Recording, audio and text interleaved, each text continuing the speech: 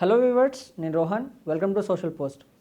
ఎంసెట్ కౌన్సిలింగ్లో ముఖ్యంగా స్టూడెంట్స్ చేసే తప్పులేంటి, ఎలాంటి మిస్టేక్స్ మనం చేయకుండా ఉండాలి, వెబ్ ఆప్షన్స్ ఎలా పెట్టుకోవాలి, కాలేజ్ని ఎలా చూస్ చేసుకోవాలి, కాలేజ్లో మెయిన్గా మనం చూడాల్సినవి ఏంటి, అండ్ ఒక కాలేజ్లో ప్యాకేజ్ని బట్టి జాయిన్ అవ్వాలా, బ్రాంచ్ని బట్టి జాయిన్ అవ్వాలా, లేకపోతే కాలేజ్ బ్యాక్గ్రౌండ్ని బట్టి జాయిన్ అవ్వాలా, జాయిన్ అయిన తర్వాత ఫస్ట్ ఇయర్లో ఏం చేయాలి, ఫోర్త్ ఇయర్ లోపు ఏం చేయాలి, ఇలా అనేక డౌట్స్ ఒక స్టూడెంట్కి ఉంటాయి. ఆ డౌట్స్ అన్నీ ఈ వీడియోలో క్లియర్ చేస్తాం. ఈ వీడియోని ఎండ్ వరకు చూడండి. ఈరోజు మనతో పాటు అసోసియేట్ ప్రొఫెసర్ రాజలక్ష్మి గారు ఉన్నారు. ఆవిడతో మాట్లాడారు. హలో రాజలక్ష్మి గారు. సో బేసిక్గా ఏ కాలేజ్నైనా చూస్ చేసుకునే ముందు మనం ఎలాంటి ఫ్యాక్టర్స్ని మనం ముందుగా చూసుకోవాలంటారు? ఒక top 3 ఏముంటాయండి factors?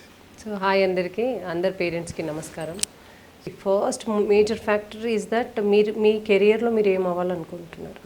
Second thing is that ఆ కాలేజ్లో ఇలాంటివి అన్ని రిక్వైర్మెంట్స్ నాకేం కావాలో అది ఉందా. Okay. And the major thing is placements strong ఉన్నాయా లేదా. ఎందుకంటే మీ పేరెంట్స్ ఏం చెప్తున్నారంటే, సో ప్లేస్మెంట్స్ అనేవి కాలేజ్లో ఏదో ఒక కాలేజ్లో మీరు పర్సూ చేసిన తర్వాత బయటకు వెళ్తే ఏదో ఒక కోర్స్ చేసుకుంటే కంపల్సరీ జాబ్లు వస్తున్నాయి, ప్లేస్మెంట్ ఇది 100% కంపల్సరీ కాదు అని చెప్తున్నారు. అయితే ఇక్కడ ఏదైనా ఒకటి అనేది కాదు. ఇప్పుడు ట్రెండ్లో మార్కెట్లో చాలా మటుకు కోర్సెస్ ఉన్నాయి. So for example DIT hub courses ఉన్నాయి, ఇంకా జిఐటి కోర్సెస్ ఉన్నాయి, C++ ఉంది, జావా ఉంది, ఒరాకిల్ ఉంది, అలాంటి వెబ్ ఉంది, కోడింగ్స్ ఉన్నాయి. ఇలాంటి కోర్సెస్ వల్ల రియల్లీ ఆపర్చునిటీస్ హైగా ఉంటాయి. So step in to the college it doesn't mean that 4 years vacation చేస్తున్నాం, we're going to enjoy chill out. No, stepping in to the college it means that you are rising from 0 to high.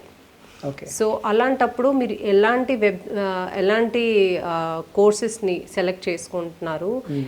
ప్రతి సెమిస్టర్లో compulsory try to go with 1 certification course. And ప్రతి సెమిస్టర్లో please try for a project. Real life ప్రాజెక్ట్స్లో involve అవ్వడానికి try చేయాలి. Placements may not be major to now generation, కానీ ప్లేస్మెంట్స్లో internship వల్లనే కదా you will get an exposure towards the real life. So placements strong ఉన్న కాలేజెస్ తీసుకోవడం ఎందుకు అని అంటే they have lot many MOUs with industry. And ఇలాంటి ఇండస్ట్రీస్ వల్ల you will be like if you are going to an office, మీరు BTech అయిపోయింది, మీరు మీ సర్టిఫికెట్స్ పట్టుకొని ఒకళ్ళ దగ్గర ఇంటర్వ్యూకి వెళ్ళేదానికంటే కూడా మీ కాలేజ్ నుంచి ప్లేస్మెంట్స్ వచ్చినప్పుడు మీరు ఎప్పుడైతే ఇంటర్వ్యూలో కూర్చుంటారో you will have a validity that you are so and so university or an autonomous college student. So అక్కడ మీకు జాబ్ సెక్యూరిటీయే కాకుండా మీకు అక్కడ ఒక మంచి వాల్యూ ఉంటుంది అన్నట్టు. అదే మీరు వేరే చోట వెళ్తున్నప్పుడు you will not have that much recognization, that much your staff or your professors or your placements officers follow ups అన్నది ఎక్కువ ఉండదు. So that's why we first choose that which college has an higher level of placements. And ప్లేస్మెంట్స్లో కూడా guarantee చెప్పలేమమ్మా. That is for example మీరు 40 lakh per annum వచ్చింది, 45 lakhs per annum వచ్చేసింది, లేదంటే 20 lakhs per annum వచ్చేసింది. సో స్టూడెంట్ ఏమనుకుంటాడంటే 40 lakhs per annum అంటే this college has an topest. Yes, but the comer comes here. But how the student is facing there, is the student capable of doing that? So దీనికన్నిటికీ basement strong చేసుకోవాలంటే you have to go with certain projects, certain certification courses, you have to go with good communication, good soft skills training, or good the lab work what you are doing in the laboratories, or coding అనేసి ఇలాంటివి practice చేసుకుంటూ ఉండాలి. So ఇలాంటివన్నీ మీకు real లైఫ్లో practice చేయించేది mostly from the private colleges or autonomous colleges. And ఇలాంటప్పుడు student mind behavior ఎలా ఉండాలంటే, ఐ వాంట్ టు లెర్న్. నేను కాలేజ్ వచ్చింది రియల్ లైఫ్ చూడడానికి. I have come to college to gain some certification, నా లింక్డ్ఇన్ ప్రొఫైల్ హై చేయడానికి, లేదంటే I have to grow up my resume, I have to learn lot many things. ఇలాంటప్పుడు స్టూడెంట్కి చాలా diversions ఉంటాయి. That age is very different. అలాంటప్పుడు డైవర్షన్స్ని కూడా balance చేసుకుంటా when he focuses on only one thing, that is grabbing a best opportunity and getting a good job. Job అనేసి అనట్లేదు, చాలామంది ఆంటర్ప్రినర్స్ కూడా అవుతున్నారు, but here you have to participate in some projects. So ఇలాంటప్పుడు మీకు you will get an good idea that how to work in a team, or how to code, how to decode, how to sit with your laptop for a long period of time, not knowing, not understanding, not getting diverted. So ఇలాంటివి అన్నీ కూడా మనం focus చేయాలనంటే there should be a clear vision to the student day 1 when he selecting okay. on the web option.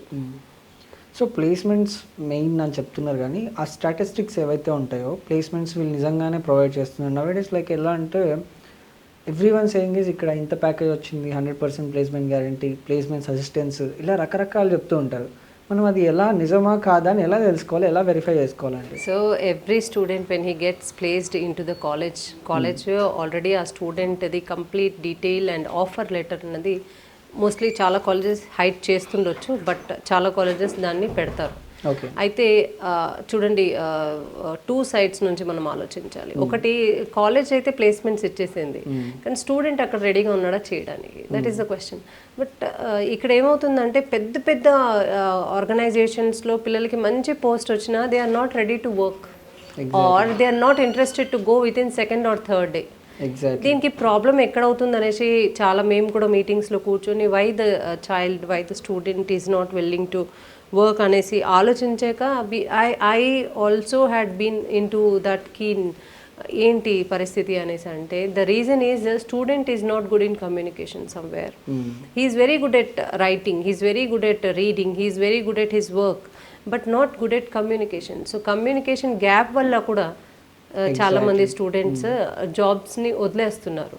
So ఈ 2 sides నుంచి ఉందమ్మా. That is one is maybe we're providing them placements, but the second part is the student ready for that. Okay. So ఆ student ready for that is only possible from the BTech first year నుంచి 4th year లోపల ఒక 2 ప్రాజెక్ట్స్లో అయినా, లేదంటే చిన్న చిన్న programmes, చిన్న చిన్న ఈవెంట్స్లో పార్టిసిపేషన్ అయినా, ఇలాంటివి యాక్టివ్గా ఉండాలి. The major role of a parent is telling the child to overcome the hiddenness, like silent ఉండడం, లేదంటే వర్క్ చేయకపోవడం, I don't want to do, I have just completed. The negative talk also should not be there. You have to encourage your child to learn more and explore their mindset by doing the real life practical works in the college.